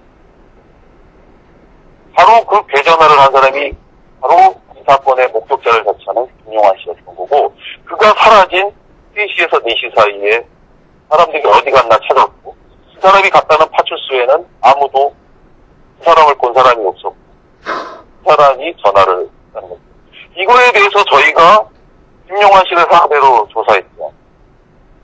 그리고 그 문서를 보여주면서 당시 전화를 했는데 왜 지금까지 거짓말을 했냐고 했을 때 이 사람은 거의 광적으로 부인했고, 자기는 전화한 사실이 없다고 어마어마하게 부인했어요. 당연히 그랬겠죠. 그래서 저희도 역시 마찬가지로 그럼 중앙정보부가 조작했다는 얘기냐 이 문서를 그랬더니 문서가 조작됐다라고 얘기하더니 더 이상 조사받지 않겠다고 합니다. 그때 일어나서 밖으로 나가버리고 집으로 가버렸죠. 조갑재 씨, 우수농객인 조갑재 씨가 1분 아니 한 몇 초면은 김용환 씨 목격자라는 사람의 그 의혹을 다 풀 수 있다라고 막 글도 쓰고 막 이렇게 하셨는데 그가 한 1분 아니 몇 초면 해결될 수 있는 이 의혹을 김용환 씨는 설명하지 않고 그냥 가버린 거예요. 저는 지금도 이거에 대해서 저희가 조사를 통해서 확인했어야 될 의혹인데 결국은 조사 시한이 마감돼서 조사를 더 하지 못하고 끝난 게 이 사건. 아, 그 단계에서 조사 시한이 끝났던 거였군요. 이거보다도 더 많은 내용이 사실은 있어요. 그러니까 시간 관계와 한정된 공간에서 다 설명할 수 없는데 이것만이 아니고요. 그 당시에 그 중앙정보부, 보안사령부, 청와대 경호실 이 세 기관에 대한 조사를 해야 될 게 상당히 더 많았는데 저희가 갖고 있었던 당시 조사 시한은 9개월이었습니다. 9개월 동안에 30년 전의 사건에 9개월 동안 사람들을 140명을 만나서 그들을 다 조사한 거예요. 그 사람들을 한 번씩 한 게 아니라 2번, 심지어는 김용환 씨는 15번 했어요. 사람들은 김용환이라는 사람을 15번이나 불러서 조사해놓고 뭐가 더 부족하냐라고 그러면서 얼마나 더 괴롭혀야 되냐라고 비난하는 사람이 있던데요. 이거 도대체 이런 식으로 진술하는 그분을 우리가 15번을 만나지 않을 수가 없는 건 우리가 그렇게 괴롭혀서가 아니라 그가 와서 1분 또는 한 몇 초면 해결된다고 했던 조갑재 씨의 주장과 달리 단 한 점도 제대로 설명하거나 우리의 의혹을 해소해 준 게 없어요. 그러니까 계속 만날 수밖에 없었던 거예요. 그런데 끝내 그는 단 하나도 해결해 주지 못하고 갔어요. 저는 이 보수 세력이라고 하는 분들에게 정말 꼭 물어보고 싶어요. 진짜 김용환 씨가 주장한 것처럼 중앙정보부가 문서를 조작했다고 생각하십니까? 저희가 이 문서의 내용이 진짜 사실인지 아닌지 오히려 더 의심스러웠어요. 왜냐하면 너무 충격적이었고 믿을 수가 없어서. 그래서 당시에 이 중요 상황 보고라는 문서를 직접 만든 책임자, 당시 관계자를 불러서 다수에게 확인을 한 진술이 있습니다. 4명을 불러서 조사를 했고 그 책임자까지 똑같이 얘기했는데 뭐냐. 중요 상황 보고에 이름이 써 있었다면 그것은 실명으로 확인됐기 때문에 한 것이고 만약 그렇게 그 문서에 누군가 이름이 써 있었다면 그가 한 행위가 맞기 때문에 쓴 거다. 틀리거나 확실하지 않으면 안 쓰는 게 중요 상황 보고문이다라는 거예요. 그렇기 때문에 그 문서는 틀림없다라고 하는 걸 저희가 확인을 했는데 정말 그분들이 얘기하는 것처럼 이 보수 세력이라고 얘기하는 조갑재 씨를 믿고 제가 그분한테 공식적으로도 제가 언론을 통해서도 지금 질문해 놓은 상태예요. 조갑재 씨도 정말 이 문서가 중앙정보부 문서가 조작됐다라고 생각하시는지 제가 지금 물어본 상태인데 아직 답이 없어요. 한 일주일 됐는데 아직까지도 답이 없어요. 자, 그 사람은 뭐 제대로 된 말 한 번 한 적이 없다고 보고 이번에 그 장준하 선생님의 유골이 발견되지 않았습니까? 그 유골을 보시고 나서 그 조사하셨던 이 파노라마처럼 지나갔을 것 같은데 딱 느낌이 어떠셨는지요? 장준하 선생님 사실은 그 유골 감정에 대해서 사실은 2004년도에 저희가 추진하려고 했던 목표였습니다. 막판까지 저희가 사실은 그게 저희가 이 사건 조사에 있어서 반드시 필요한 게 2가지다. 하나는 유골 감정. 그 당시에 사실은 이걸 제안했던 사람이 그 경북대 의대 최종빈 교수가 저희에게 이걸 제안을 했었어요. 경북대 의대 최종민 교수가 누구냐면, 많은 분들이 알려져 있는 것처럼, 개구리 소년이 있지 않습니까? 5명의 아이가, 개구리알을, 원래는 도룡령알을 찾으러 간다고 갔던 건데, 이 개구리 소년 5명이 실종됐고, 이 아이들이 결국은 나중에 산에서 다 숨진 채 발견이 됐어요. 네. 그런데 그때 발견된 아이들이 다 뼈가 다, 썩고 이제 유골만 남은 상태에, 네. 크게 덮여 있던 걸 우연히, 홍장백이 확인해갖고 이제 이 아이들을 찾아낸 건데, 네. 경찰은 어떻게 이 사건을 정리했냐면, 아이들이 산에서 길을 잃다가 결국은 밤이 돼서 저체온증에 의해서 다 죽었고, 그러다가 세월이 지나서 조금씩 흙이 산 지식에서 흘러내려서 아이들을 덮게 되어 숨진 자연사다. 이렇게 이제 처리를 했어요. 근데 그 아이들의 유골에 나 있는 사바큰을 확인한 경북대 의대 최종민 교수가 아이들은 사고가 아니라 사실은 모두 다 파손된 거다라는 거를 법의학적으로 규명해낸 사람입니다. 이 사람이. 이분이 저희한테 제안하기를 유골 감정을 하면 이 사고의 원인을 규명할 수 있으니 유골 감정을 하자라고 제안을 했어요. 그래서 저희가 당시에 이걸 제안을 했고 얘기를 했는데, 당시 유족들은 박정희 권력이 여전히 살아있는 상황에서 정말 공정한 조사가 될 수 있겠냐라고 하는 우려를 굉장히 깊게 표현했고, 그리고 이제 실제로 당시에 김준엽 부대 총장이나 이런 분들도 다 반대를 했거든요. 장 선생님의 지인들도 해갖고 해도 공정한 결론 나온다고 보장할 수가 없지 않냐. 그래서 이제 사실은 이걸 아쉬운 마음에 유족들이 그렇게 반대하고 주변 분들이 반대하는 상황에서 저희가 이거를 강제로 하려면 딱 하나밖에 없었어요.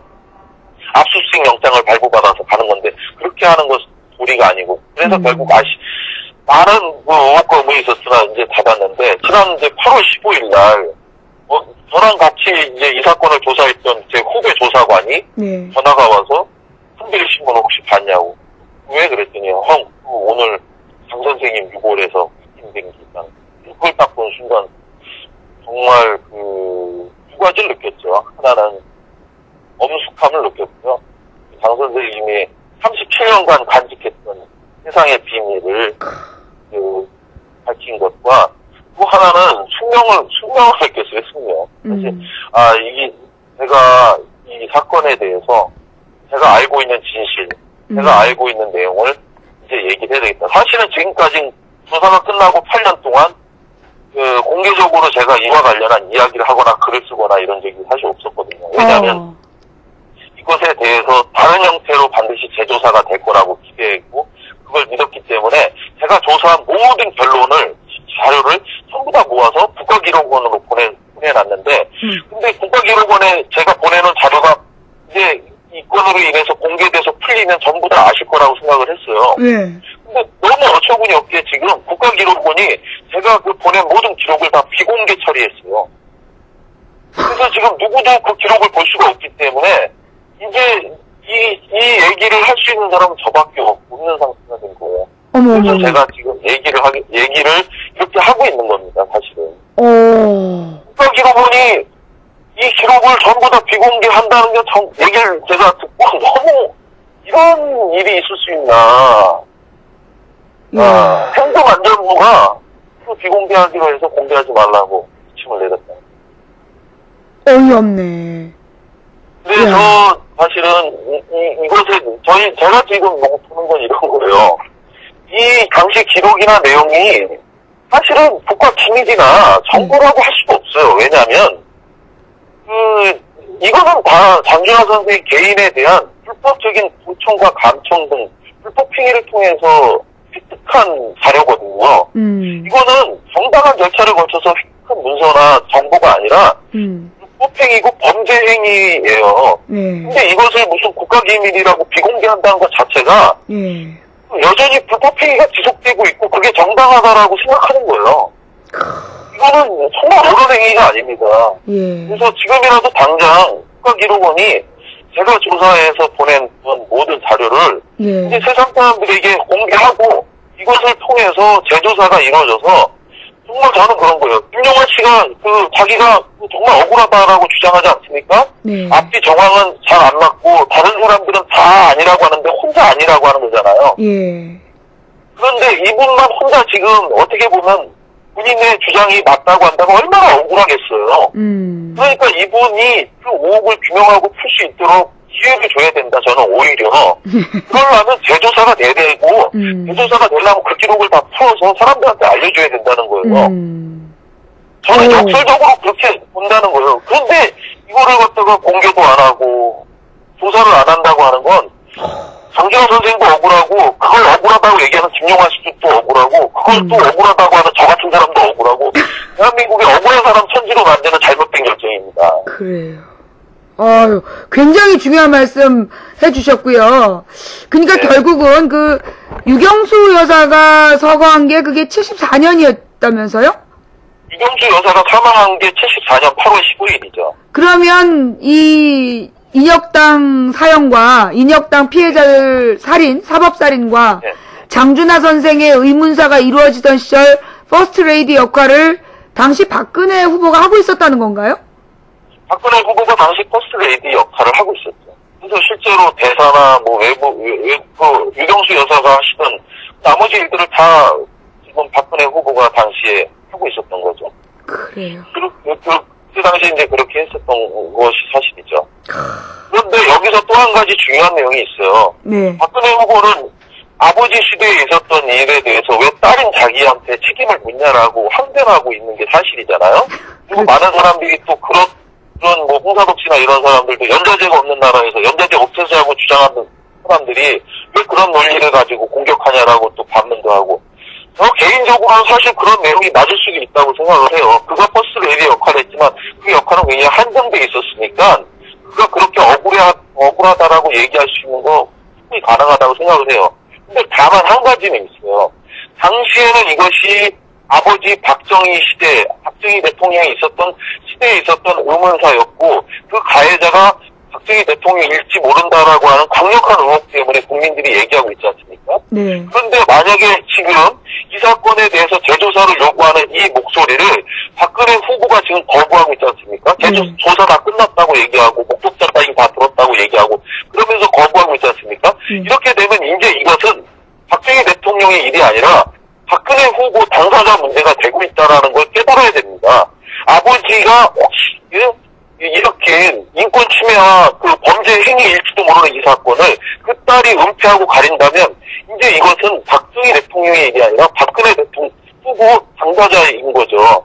그래서 저는 박근혜 후보가 어리석은 결정하지 마시고 있는 그대로의 진실을 해야 된다는 겁니다. 제가 이제 이런 내용과 관련해서 글을 쓰고 이야기를 하니까 박근혜 후보에게 이런 요구, 지금 말씀드렸던 이런 걸로 글을 한번 쓴 적이 있었어요. 그랬더니 어떤 사람이 얘기하는 게 이런 얘기인 거예요. 뭐라고 얘기를 하냐면 저한테 반문하기를 딸에게 그 아버지를 욕하라고 하는 건 너무 가혹한 거 아니냐, 잘못한 거 아니냐 하면서 따지더라고요. 네. 그런 착각을 하는 분들한테 제가 드리고 싶은 말씀이 뭐냐면요. 저희는 박근혜 후보에게 아버지 욕하라고 한 적이 단 한 번도 없습니다. 그렇죠. 유신 독재자였던 박정희 대통령이 한 행위에 대해서 그것이 정당하냐고 대한민국 대통령 후보로 출마하겠다는 박근혜 후보에게 묻는 거예요. 그런데 이러한 공적인 부분에 대한 질문을 하는데 이것을 사적인 아버지와 딸 관계로 묶어가는 건 그들인데 그렇죠. 만약에 그들 논리대로 한다면 그는 박정희 대통령의 딸로 살면 그만인 겁니다. 그런데 본인이 공직자 후보로 나오면서 관계에서는 공적인 걸 얘기하고 어려운 질문에 대해서는 사적인 거라고 얘기하는 이런 이중적인 구조로 대통령 하시면 되겠습니까? 그렇죠. 저는 더 이상 사람들에게 그런 항변과 비난을 하지 마시고 올바르게 했으면 좋겠다. 이게 정말 저의 간곡한 바람입니다. 아, 선생님 정말 이 조사관님 아주 긴 시간 동안 무려 1시간 18분 동안 강연 수준의 이렇게 인터뷰를 해주셔서 정말 너무너무나 감사드리고 사실 더 듣고 싶은 얘기가 더 있는데 지금 그 약속하신 시간을 너무나 넘겨주셔서 죄송해서 제가 마지막으로 한 가지만 좀 더 말씀을 드릴게요. 딱 한 가지만 더 말씀드릴게요. 이게 제가 드리고 싶은 말씀인데, 또 한 가지 많은 분들이 착각하고 있는 거, 또 잘못 이해하고 있는 부분을 제가 바로잡고 싶은데, 많은 분들이 얘기하는 게, 아니, 지난 그 1기하고 2기, 오랫동안 거쳐서 조사해놓고도 진상규명 불능으로 결정해놓고, 왜 지금 와서 또 문제를 삼냐라고 말씀하시는 분들이 있어요. 네. 네? 그렇게 하는데 그거는 정말 잘못 이해하고 계신 거예요. 제가 그 박근혜 후보가 자기도 그 기록을 봤다라고 그래서 조사해서 진상규명 불능해놓고 왜 그러냐 이런 말씀을 하실 텐데 그 보고서는 바로 제가 쓴 보고서를 얘기하시는 거더라고요. 근데 저는 그 보고서에 그렇게 쓰질 않았습니다. 진상규명 불능이라고 하는 결정에 대한 걸 잘못 이해하는 분들이 너무 많은데 이 의문사 진상규명 특별법, 의문사법에는 모두 3가지 결정사항이 있었어요. 결정하시는 게 3가지인데 첫째가 인정입니다. 인정은 공권력에 의한 타살을 인정한다. 즉 장준하 선생은 실족 추락사 했다가 인정이고 두 번째는 지각입니다. 지각은 장준하 선생이 실족 추락사 했다는 게 맞는 거죠. 네? 지각은 실족 추락사 했다는 게 맞으면 지각인 거예요. 공권력에 의한 타살이 아니기 때문에. 그리고 세 번째가 진상규명 불능이 있었어요. 그런데 저희가 결정을 할 때 지각은 당연히 배제됐죠. 왜냐하면 장준하 선생이 실족 추락사 했다고 저희는 판단하지 않았기 때문에. 그리고 실족 추락사한 걸 봤다고 하는 목격자가 실제로 봤다고 하는 것을 인정할 수 없기 때문에. 두 번째 인정으로 저희가 그때 당시에 하자고 하는 주장이 있었어요. 실제로 위원회는 모두 7명의 그 위원들이 표결을 통해서 다수가 결정한 것에 따라 이 결정이 되는데 당시 이 표결이 뭐였냐면 이것은 공권력에 의한 타살이다라고 하는 의견이 3표였고 진상규명 불능으로 하자는 게 4표였습니다. 4대 3으로 장준하 선생이 진상규명 불능으로 결정이 된 거예요. 그러면 왜 진상규명 불능으로 이렇게 결정을 한 거냐? 이게 저희가 자신이 없어서 진상규명 불능으로 한 걸로 잘못 알고 이해하시는 분들이 있는데 그게 아니라 인정이 되면 말입니다. 인정이 되면 이 사건은 앞으로 절대 조사할 수가 없어요. 대조사가 안 됩니다. 법적으로. 그냥 끝나는 거예요. 그러니까 이건 법적으로 우리 의문사법이 그렇게 돼 있었어요. 지각이면 이 사건은 그래도 할 수 있어요. 왜냐하면 지각되고 다시 조사가 그때 당시 저희가 의문사 2기가 끝나고 의문사 3기를 하느냐 진실화해위원회 형태로 하느냐 어쨌든 연장은 되는 걸로 돼 있었기 때문에 만약에 우리 조사가 거기서 끝이었다. 의문사 2기로 이제 더 이상 이 조사는 끝이다라고 했다면 저희는 인정으로 됐을 수 있었어요. 근데 저조차도 이건 인정하지 말고 진상규명 불능으로 하자. 왜 그렇게 했느냐. 인정을 하면은 지각은 다시 재조사가 3기가 시작됐다. 그러면 유족이 우린 억울하니 다시 조사해달라고 되면 그걸 심사해서 다시 할 수도 있고 안 할 수도 있는 게 지각이었어요. 그런데 인정은 그것도 안 받고 무조건 끝이에요. 유형이 됐기 때문에. 그래서 그런 상태에서 저희가 이게 다시 조사가 될 거기 때문에 진상규명 불능하자. 그럼 진상규명 불능은 뭐냐? 진상규명 불능은 유족이 원하든 원치 않든 재조사위원회가 출범하면 무조건 재조사하게 돼 있는 게 그 법의 규정이에요. 유족이 원하든 원치 않든. 그래서 장준하 선생 사건을 무조건 다시 조사하도록 만들기 위해서 진상규명 불능으로 결정을 한 겁니다. 그런 게 진상규명 불능이었던 거죠. 소름이 막 쭉쭉 끼치고 있습니다. 예, 그게 진상규명 불능이었던 건데 그런데 이것에 대해서 많은 분들이 착각을 하고 몰라서 이랬다 저때가 아니라 여기서 왜 우리가 그렇다면 이렇게 했느냐 이런 겁니다. 저는 누구라고 본인 얘기라고 하지 않았지만 김구 선생님이 누가 죽였는지는 아시죠? 안두희가 죽였잖아요. 안두희가 죽였어.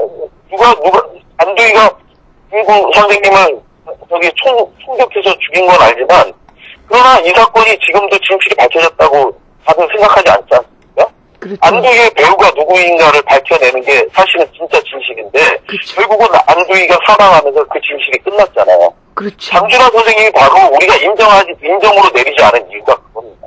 이 사건에 대해서 우리가 법원 판결처럼 재판을 통해서 진실을 가렸다면 그 굉장히 쉽겠죠. 일관되지 않은 진술은 신빙성이 없다. 그의 진술을 신뢰하기 어렵다. 그냥 모든 재판에 누군가 거짓말한 것이 하나만 드러나면 그냥 무조건 지는 게 재판이에요. 이 사건에는 그런 기준으로 대비해서 보면 이거는 말도 안 되는 사건인 거죠. 네. 예를 들어서 그래서 제가 이런 얘기도 해요. 네. 네? 제가 아주 유명한 보수 세력의 누군가하고 같이 산에 갔어요. 근데 그 사람이 실족 추락해서 죽었다. 네. 그런데 목격자인 내가 그 사람이 실족 추락하는 걸 봤다고 하면서 지금 목격자라고 주장하는 그 사람처럼 제가 똑같이 뒤를 돌아보니 없더라, 뭐 억소리가 나왔더니 떨어지고 있었다, 뭐 나무를 잡다 휘었다, 그리고 제 행적이 없고 막 이렇게 하면 그걸 더 믿겠습니까? 사람들이? 그 사람들이? 네? 이건 굉장히 상식적으로 생각하고 합리적으로 생각하면 다 나올 수 있는 답입니다. 그래서 정리하면 무슨 얘기냐면 진상규명 불능이라고 내린 결론은 네. 우리가 모르거나 자신이 없거나 확신이 없어서가 아니라 네. 이 사건이 반드시 재조사돼서 그래서 우리가 그때 당시에 못했던 요골 감정과 그리고 우리에게 단 한 장의 문서도 협조해주지 않은 지무사, 보안사령부의 문서를 반드시 획득해서 진상을 규명하자. 그래서 진실규명 불능을 했는데 이번에 마침내 그 유골이 37년 만에 드러난 거예요. 그래서 이제 더군다나 거기에 이 명확한 지름 6cm의 타격흔이 발견된 거 아닙니까? 예. 그러면 이제 이 사건은 재조사를 즉각적으로 해야 될 충분한 명분과 근거가 있고, 심지어는 새누리당의 신경외과 전문의 출신인 정의화 의원이, 네? 신경외과 전문의인 나에게 장준하 선생이 외치는 듯하다. 나는 타살이라고. 이런 걸 공개적으로 트위터에다가 올리고 막 이런 상황 아닙니까? 이러한 진실을 외면하고 도대체 대한민국이 어떻게 민주국가고 인권국가라고 얘기할 수 있습니까? 저는 장준하 선생님이 지금 즉시 당장 국가 차원의 민간 합동으로 진실을 규명할 수 있는 그러한 기구가 즉각 출범해야지만이 그것이 진정한 민주주의 대한민국이라고 저는 생각합니다. 오늘 정말 긴 시간, 너무나 끊이지 않는, 너무 이렇게 막 정말, 한 편의 긴 강연을 들은 것 같은데, 시간이 1시간 반이 지났습니다. 근데도 정말 짧게, 너무나 이렇게 짧게 느껴지는, 제가 계속 시간을 확인하면서 이게 맞나 지금 계속 확인한 게, 정말 너무나, 아직도 듣고 싶은 말씀이 많은데요. 마무리까지. 드리고 싶은 말씀 많은데, 네. 하여간, 진실이 이제, 국가기관을 통해서 밝혀지는 것이 가장 현명하다. 더 이상 이런 논란 없고, 뭐, 조갑재 씨나 이런 사람들이 잘 알지도 못하면서, 뭐, 의혹을 제기하는 사람들 천벌을 받을 거다라는 등, 뭐, 이런 얘기들을 하는 것 자체가 국가이 분명 낭비입니다. 네. 아니, 국가기관이, 조사기관을, 기구를 만들어서, 사건에 대해서 공적인 책임하에 진실이 규명되길 바라고요. 네. 만약에 계속해서 그런 것들이 거부되고 외면당한다면, 네. 저가 알고 있는 또 다른 진실을 계속해서 얘기할 생각입니다. 여기까지 제가 알고 있는 내용 중에 다 얘기하지 않은 부분이 많이 있습니다. 그런 부분들이 저는 제 입을 통해서 나오는 게 아니라 국가기록원에 지금 비공개로 되어 있는 그 자료가 공개돼야 되고, 만약 그렇지 않다면 결국 제가 얘기를 하게 되겠죠. 빠른 시일 안에 그 스케줄을 조정을 하셔서 직접 저희 방송에 좀 출연을 하셔서 못다한 2탄 장준하 선생님에 관한 그 지금 묻어버리려고 그러는 저들이 증거를 혹시 막 훼손할까봐 걱정도 되는데 잊혀지기 전에 이 내용을 또 듣고 싶어요. 그 조사관님 네 다음 주 중에 다시 한번 제가 전화를 드릴 테니 스케줄 조정 꼭 좀 부탁드립니다. 일단은 조금 더 이거에 대해서 이제 다음 주에 이제 그 장준하 선생 그 암살 의혹 그 법무및 대책위원회도 이제 다음 주 수요일날 공식 출범을 해요. 그거에 맞춰서 이제 아주 다양한 이런 역할과 그 노력들이 이제 전개될 텐데요. 그러한 것들을 우리 거기에 힘을 모아서 함께 그 해주면서 저희가 노력을 해야 된다고 이제 생각을 하고요. 하여간 그러한 과정에서 저 역시도 뭐 제가 할 수 있는 숙명적 책임이나 이런 것들을 뭐 열심히 할 생각입니다. 하여간 많은 분들이 관심이 네. 바로 30시간에 전에 운명하신 장준하 선생을 위해서가 아니라 앞으로 살아갈 우리의 대한민국이 진짜 민주주의, 인권국가가 되기 위한 그 길을 위해서라도 장 선생님의 진실을 밝혀야 된다. 저는 이렇게 생각을 하거든요. 많은 관심을 부탁드리겠습니다. 정말 제가 이제까지 전화 인터뷰 방송을 여러 번 해봤는데 이렇게 집중도 높은 전화 인터뷰 처음이었습니다. 너무나 말씀 자체가 너무나 기가 막히고 너무 스펙타클해가지고요. 정말 너무 감사드립니다. 조사관님 다음에 꼭 한번 진짜 꼭 다시 한번 출연 부탁드리겠습니다. 예, 알겠습니다. 감사합니다. 수고하셨습니다. 들어가세요. 안녕히 가십시오. 예, 감사합니다. 예. 예.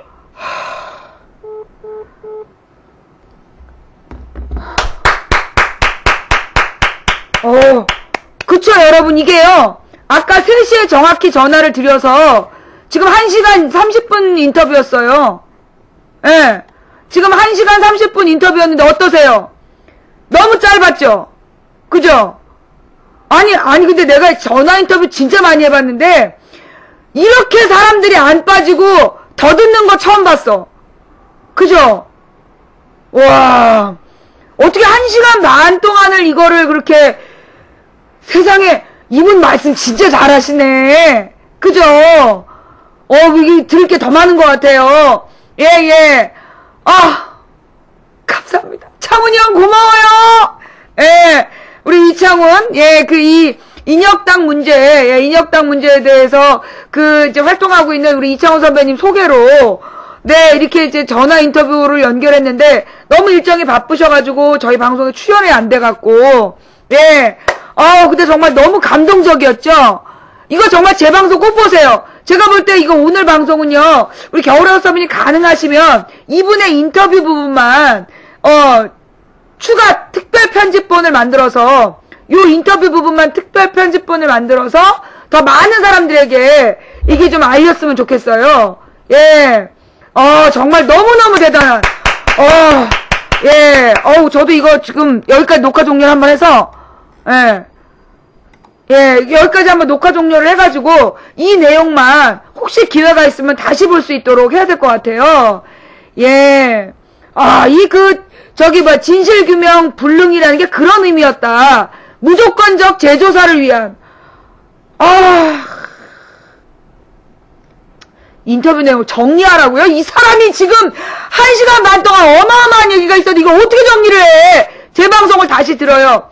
결론은 지금 우리 이 인혁당 문제 어떻게 이분이 인혁당 문제 재조사를 의뢰하게 됐는가, 그리고 밝혀진 것, 그리고 이 사건과 별개로 그로부터 넉 달 뒤 이 장준하 선생 의문사 사건, 이 팀장으로서 조사하면서 갖고 있는 그 막대한 정보, 이런 걸 지금 깐 건데 내가 이걸 다 어떻게 재방송을 해? 재방송을 봐! 감동했죠? 그죠? 예, 정말 너무너무나 감동했다 싶으시면 추천 좀 하시죠. 아까 3,000명 넘게 보더만, 한 3,300명 보더니 왜 추천은 왜 이 모양이야? 꼭 요즘에 보면 한 1,000명은 추천 안 하고 봐. 뭐 하는 사람들이야? 세상에 없는 진실을 들을 수 있었으면 감사한 줄 알고, 근데 나는 너무 긴장해가지고 막, 목이 아파, 목이. 목이 여기가 막, 너무 긴장해가지고 여기 근육이 아파. 지금 너무 재밌어갖고 추천 이제 했죠? 그죠? 너무 내용에 빠져들어가지고 추천한 거 깜빡했죠? 야! 내가 인터뷰하느라고 추천하는 말 못했다고 세상에 자기들도 덩달아서 추천도 안 하고 진짜 빨리 추천해! 이제 본문 또 하나의 본문 들어갈게요. 자, 아직까지도 한 600명 추천 안 하고 있어. 꼭 600명이 안 해. 딸랑또쭈맘님, 금검객님, 푸른바다여님, 주디님, 바보장수님, 설백호님, 3544님, 눈팅을넘어님, 도무지원님, 우수미양가님, 바보당수님, 박구장님, 내가 미쳤님, 지장님, 블루아이님, 별보다 눈님, 아름다운 걸님, 백신강님, 대단히 감사드립니다. 예. 저기, 배아따님, 주진우유님, 낙곰질님, 샤랄라님, 감사드립니다. 이거를 낙곰수에서 들으신 분들도 있을 거예요. 권력이동님, 초안산 푸른수님, 감사합니다. 요 비슷한 내용들이, 뭐, 이털남이나 낙곰수나, 뭐, 그, 뉴스타파나 이런데 많이 나오고 있다니까, 여러분 관련된 내용들을 널리 좀 알리는 일들 열심히 하셨으면 좋겠고요. 오렌지나무님, 밉상부인님, 감사합니다. 나는 다른 방송은 잘 내 취향에 안 맞아갖고, 난 잘 안 들어요. 예, 오늘 이분 직접 모시고 이렇게 너무 귀한 말씀 정말 잘 들었고요. 예, 여러분 듣느라고 고생하셨고요. 이거 널리 알려야 되겠죠? 천국 같은 하루님 감사합니다. 예,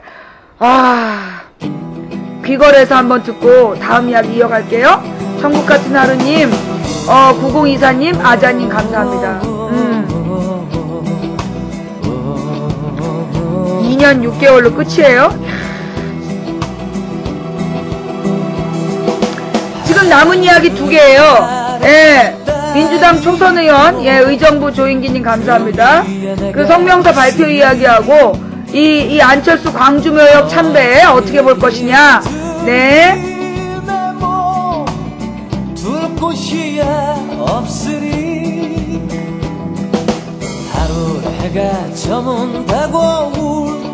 고상만 조사관님, 고상만 조사관님이죠?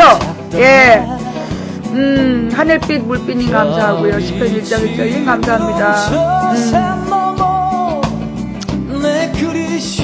후보직, 예.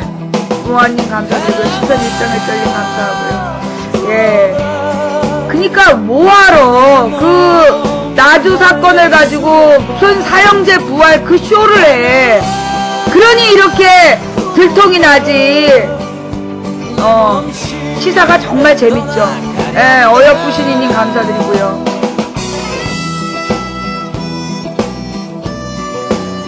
양경숙을 무슨 이해찬하고 누구 맘대로 할까? 압류바덜님, 강아지 조아님 감사합니다.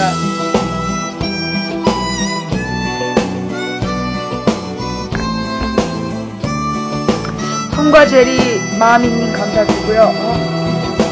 네.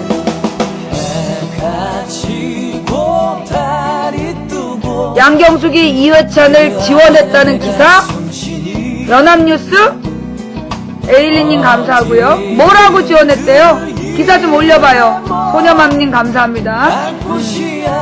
양경숙이 이해찬을 어떻게 지원했는지, 예. 에일리님, 소녀맘님, 목명천재님 감사합니다.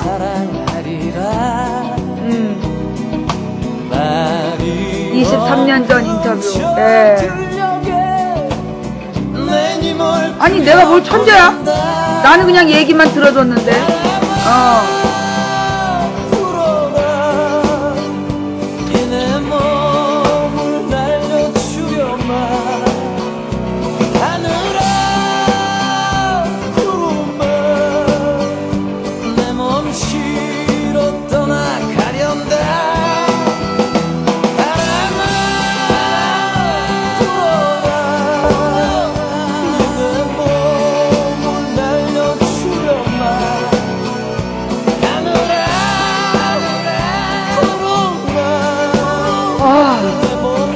야, 무슨 전화 인터뷰가 이렇게 긴장되냐? 나는 이게 이제 온몸이 여기가 막 뻣뻣해. 여기가 막 뻣뻣해지면서요. 너무 긴장해가지고, 예.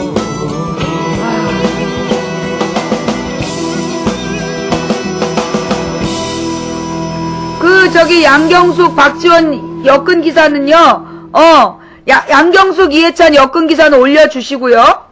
자, 이 민주당 초선 의원 21명이 이해찬 당대표더라 무슨 책임을 물으면서